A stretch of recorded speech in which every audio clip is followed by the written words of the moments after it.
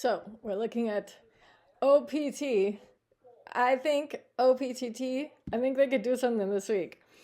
And I'm looking at the White House's thing. So the White House has their news. This is restoring American seafood competitiveness, unleashing American commercial fishing in the Pacific.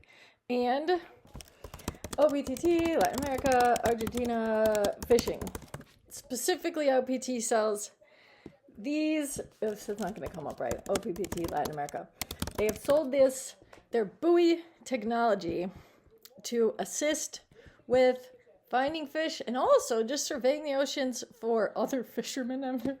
Because if you need dominance, then you're competing against others in the ocean. So I am pretty sure OPTT is due for something. This was the $4 million to purchase OPT's Intelligent Maritime Solutions. This WAM USV power buoy, AI-driven Merrill's platform.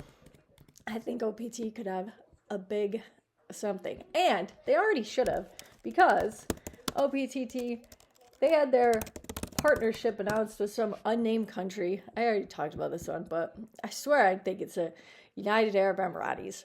And all their distribution deals with other things.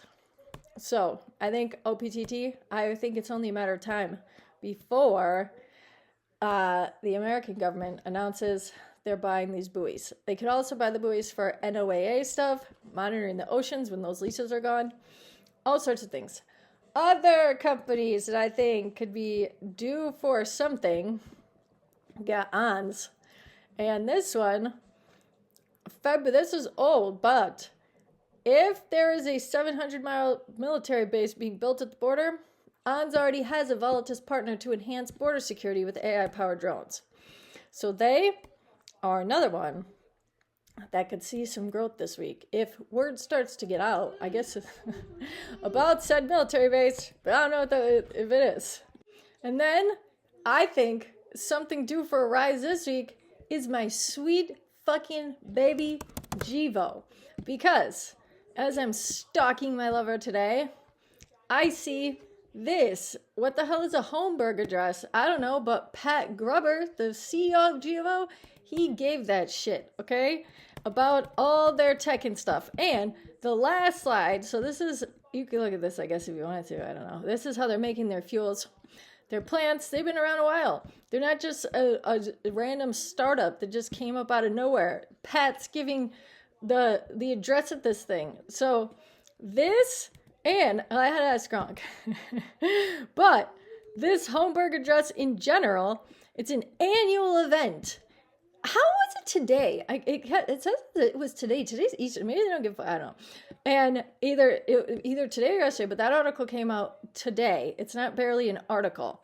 And this is a very prestigious thing in the biofuel community. So I know that Pat was doing things. And the very last slide on here, he's going to say their 2024 thing is waiting for that Department of Energy loan. And Chris Wright, I say nothing but nice things about you. I don't know why you can't do this for me.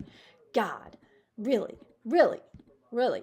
But anyways, that's what they're waiting on. But even if they don't get the Department of Energy loan, which they have to, because why is Pat going to stand up here talking about it in front of all these prominent people in his community if he's going to look stupid?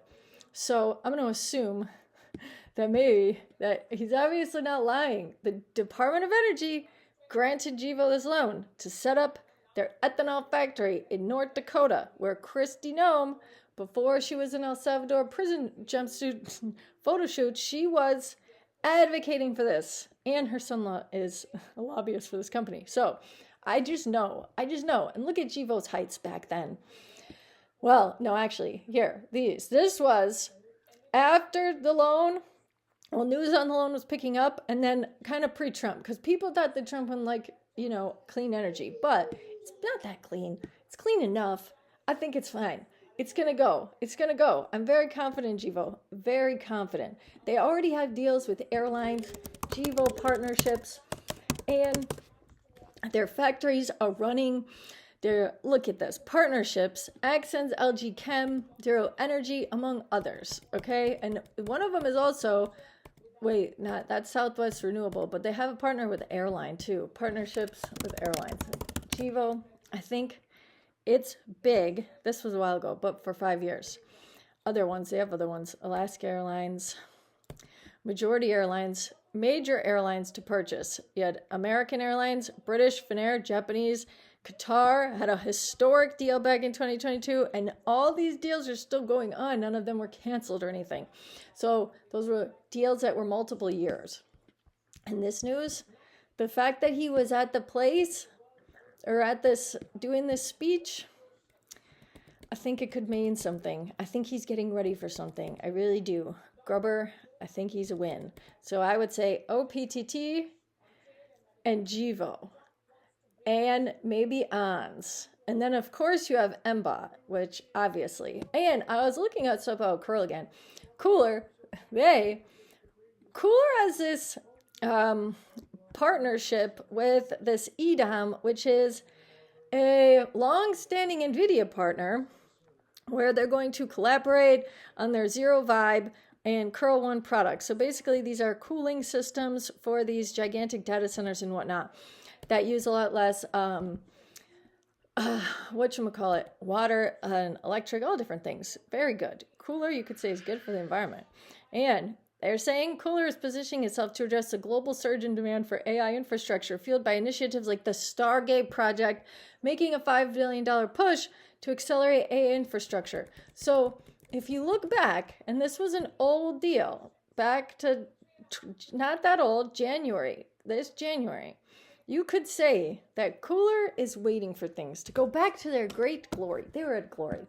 But they kind of became like a meme stock, I think. And that didn't really do well for them, because then they had like all this hype like crazy. And then they went back down to, a normal thing. But they're licensed. They have these safety certifications so that they can get different projects with NASA, maybe defense, government things. So KULR, I'm always looking at KULR. I think they could always have something. And then, of course, MBOT. We'll see how much MBOT rises. But MBOT, remember, it's about to be May.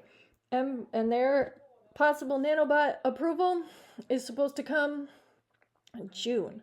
So they could do anything, really. Then you have Humacyte, my sweet love, my fucking love. And obviously, they are a biotech. So biotechs could have some issues as Trump announced pharma tariffs, but maybe he doesn't. Maybe he says he doesn't want to do that anymore. Who knows? Who knows what he has in store for us? But I know what I just find interesting, and GEVO's ranked 8 on this. I never looked at this before. GEVO's ranked 8, OPTT ranked 8, and Humacyte ranked 10. What are those fuckers at fucking CNN know? There is some bad news on HUMA, but I wouldn't say it's bad, because people always want to come out and insult my sweet lover HUMA. And I think it's because Laura, the CEO, is a woman. Honestly, I do.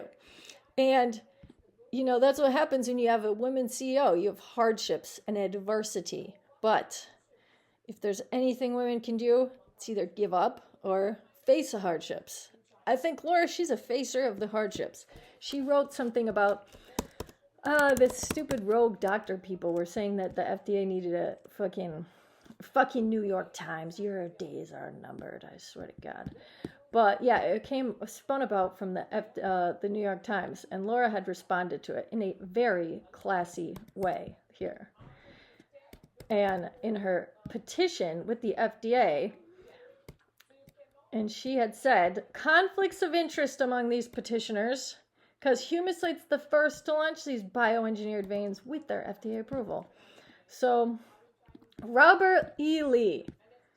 Isn't that the name of a traitor in somewhere? Here? Typical traitor name. Horrible person. Anyone named Robert E. Lee. Unless he was good. I can't remember.